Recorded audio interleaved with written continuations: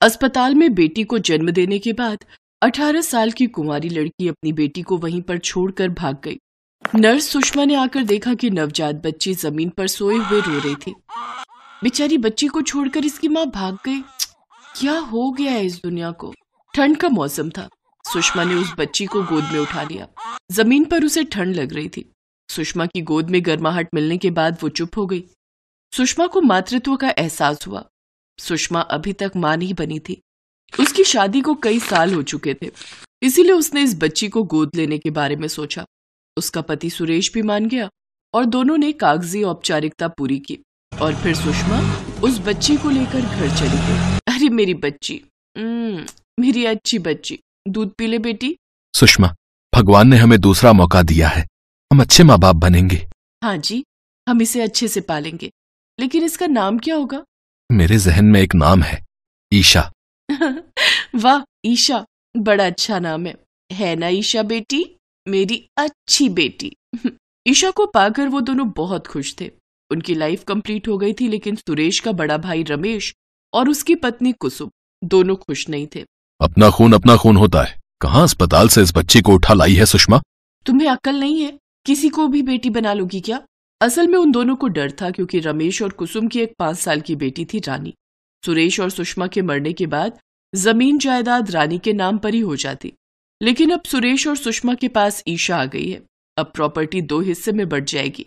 इसी बात से रमेश और कुसुम परेशान थे और उन दोनों को देख देख कर रानी भी इसी उम्र में बड़ी चंट बन गई थी। मैं नहीं दूंगी किसी को प्रॉपर्टी, मुझे नहीं देनी, वो ईशा मेरी बहन नहीं है। कहते हैं कि बच्चे माँ बाप के ही साए होते हैं, वो माँ बाप से ही सीखते हैं। इसीलिए रानी भी अपने माँ बाप की तरह घमंडी और स्वार्थी बन गई। ऐसे ही 6 साल बीत गए और अब ईशा 6 साल की हो गई और रानी 11 साल की। ऐसे ही एक रोज सुषमा और ईशा कहीं जाने वाले थे, लेकिन ईशा ने घर पर रहने की जिद पकड़ी। उस वजह से ईशा को घर पर रखकर वे दोनों चले गए। सुरेश गाड़ी चला रहा था और अचानक से सामने से एक ट्रक आ गया और ट्रक के साथ गाड़ी की टक्कर हो गई। सुरेश और सुषमा की वहीं पर मौत हो गई। ये खबर जब घर पर आई तब सिर्फ ईशा रोने लगी। मैं क्यों नहीं गई उनके साथ? माँ बाबा के बिना मैं जीकर क्या करूंगी? रानी मन ही मन सोचने लगी। हाँ तो तू भी मर जा, हमारा रास्ता क्लियर हो जाएगा। रमेश और कुसुम भी यही सोच रहे थे। दोनों आपस में बात करने लगे। कुसुम, अब दोनों नहीं रहे, बस रानी को रास्ते से हटाना पड़ेगा। हाँ हो जाएगा, आप चिंता मत कीजिए। तभी पुलिस सुरेश और सुषमा की डेड बॉडी का पोस्टमार्टम होने के बाद घर ले आई। नन्ही ईशा अपने माँ बाप की लाश से लिपटकर खूब रोने लगी, लेकिन तभी कुसुम ने उसे पीछे धकेलते हुए कहा, हट परे, तेरे ही बुरे कर्मों के कारण आज ये हुआ है। मैं तो पहले ही मना करती थी दोनों को इस पाप को घर में मत लाओ, लेकिन वो दोनों मेरी बात सुनते तब ना, अब भुगत लिया अंजाम।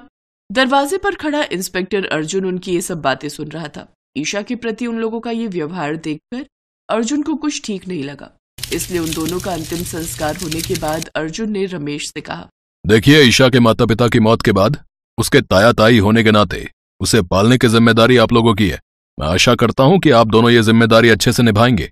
ये बोलकर पुलिस चली गई। रमेश और कुसुम सोच में पड़ गए। अब इस कांटे को भी रास्ते से हटाना होगा, लेकिन अगर हमने इसको मारा तो सबको हम पर शक हो जाएगा। देखा नहीं वो इंस्पेक्टर हमें कैसे घूर घूर कर देख रहा था।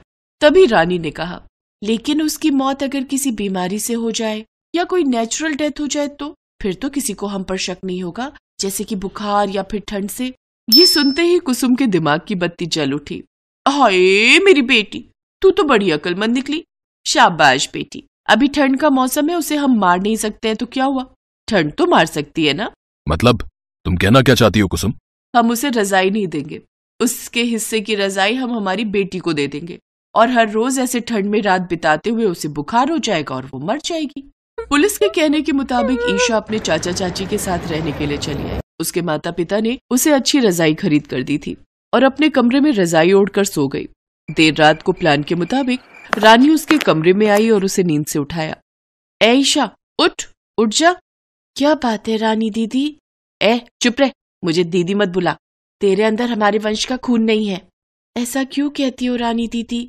हाँ सच ही तो बोल रही हूँ, तुझे तो चाची अस्पताल से उठाकर लाई थी। खैर वो सब छोड़, मुझे बहुत ठंड लग रही है, मुझे तेरी रजाई चाहिए। मेरी रजाई? लेकिन फिर मेरा क्या होगा? मुझे भी तो रजाई चाहिए। नौटंकी मत कर, हमारे घर पर रहने के लिए आई है, हम तुझे रहने की जगह दे रहे हैं, खाना दे रहे हैं, और तू मुझे एक रात के लिए रजाई नहीं दे सकती? दे मुझे। रानी ने ईशा से रजाई छीन ली। ईशा ने रोते हुए कहा, सिर्फ एक ही रात की ही बात है ना? हाँ हाँ, एक ही रात की बात है, जा सो जा। रानी ईशा की रजाई लेकर चली गई और 2 रजाई एक साथ ओढ़कर सो गई। आहा, ये रजाई तो मस्त है, अब आराम से सो जाती हूँ। उधर ईशा ठंड में कांपते हुए सोई रही।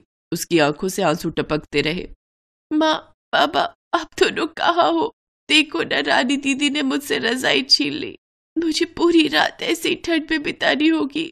आप दोनों लौट आओ ना, मुझे बहुत तकलीफ हो रही है। अगले दिन सुबह सुबह कुसुम ने आकर ईशा पर ठंडा पानी गिरा दिया। अरे ओ राजकुमारी, उठ भी जाओ। हाँ चाची, उठ रही हूँ। अरे जल्दी उठो, कितना काम है पता भी है। घर साफ करना है, कपड़े और बर्तन धोने हैं, नाश्ता बनाना है, कौन करेगा? हाँ, ये सब मुझे करना पड़ेगा क्या? और नहीं तो क्या, जल्दी काम पर लग जाओ। ईशा को ये सब काम करना पड़ा। फिर रात आई। रानी दोनों रजाई ओढ़कर सो गई। ईशा उससे रजाई मांगने के लिए गई। रानी दीदी, मुझे मेरी रजाई दे दो ना। नहीं देती, भाग यहाँ से। दे दो ना दीदी, रजाई के बिना मुझे नींद नहीं आएगी। तभी वहां कुसुम आ गई। अच्छा, कहाँ की महारानी हो आप? तुझे सुषमा ने अस्पताल से उठाकर लाया था, वरना ठंड में रास्ते पर ही पड़ी रहती, और अभी तुझे रजाई चाहिए है? शुक्र कर, घर तो मिल रहा है। मुझे नहीं चाहिए ऐसा घर, मुझे नहीं चाहिए। कुसुम ने ईशा को ठंड में रात को घर से निकाल दिया। पूरी रात ईशा बाहर ठंड में पड़ी रही और उसे बुखार आ गया। सुबह एक भिखारी घर के बाहर आया और भीख मांगने लगा, लेकिन कुसुम ने उसे भीख नहीं दी। भिखारी ने देखा बेचारी ईशा घर के बाहर ठंड में बिना रजाई के पड़ी हुई है, और थोड़ी देर बाद कुसुम उसी से काम करवा रही है। तब वो भिखारी कुसुम के सामने आ गया। बहुत हो गया, अब चलो थाने। मतलब? और तू कौन है बे? तभी उस भिखारी ने अपनी दाढ़ी मूछ हटाई और फटे हुए कपड़े खोलकर पुलिस के कपड़ों में सामने आया। पुलिस इंस्पेक्टर अर्जुन को देखकर कुसुम, रमेश और रानी तीनों डर गए। पुलिस ने तीनों को गिरफ्तार कर लिया। मुझे तो तुम तीनों पर पहले से ही शक हो गया था, इसलिए मैंने तुम्हारे घर पर निगरानी रखना शुरू कर दिया था। फिर रमेश और कुसुम को जेल में भेज दिया और रानी को हॉस्टल में। उधर अस्पताल में ईशा का ट्रीटमेंट हुआ और वो पूरी तरह ठीक हो गई। उसके ठीक होने के बाद अर्जुन ने उसे अडॉप्ट कर लिया और अपनी बेटी की तरह उसकी परवरिश करने लगा। साथ ही उसे खूब प्यार करता।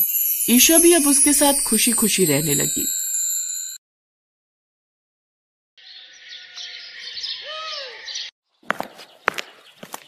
जी, आ गए आप? आज कोई काम मिला? नहीं रीना, सारा दिन काम की तलाश में यहां से वहां भटकता रहा, लेकिन कहीं कोई काम नहीं मिला। हे भगवान, अब क्या होगा जी? आज मकान मालिक आया था।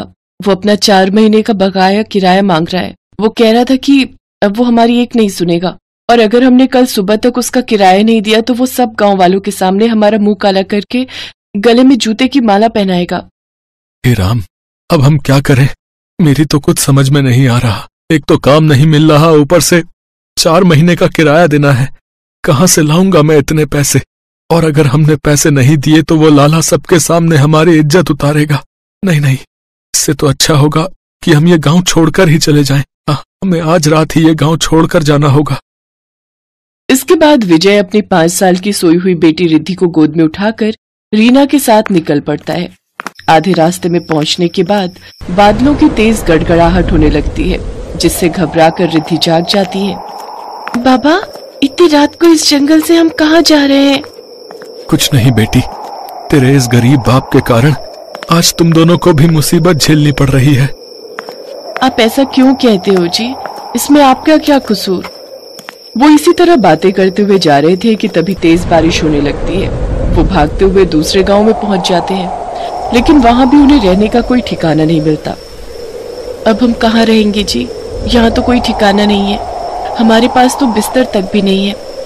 पापा, मुझे बहुत ठंड लग रही है। वो देखो, मिल गया रहने का ठिकाना। वो तीनों सामने बनी एक छोटी सी गुफा में चले जाते हैं। आज रात हम यहीं सोएंगे। लेकिन हमारे पास कोई बिस्तर भी तो नहीं है जी। उसका भी कोई ना कोई इंतजाम हो जाएगा।